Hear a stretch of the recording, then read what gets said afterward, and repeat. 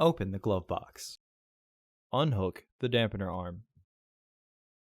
Push in on the sides of the glove box to release the stops and remove the glove box assembly. Remove the access panel. Unclip both sides of the housing cover to remove it. Remove the old filter from the housing and clean out any debris inside. Insert your new filter with its arrow pointing up. Reinstall the housing cover.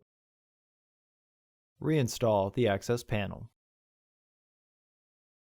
Reinstall the glove box by relatching the hinges.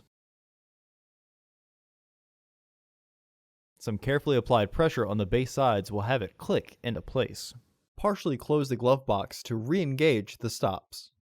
Hook the dampener arm back onto the glove box.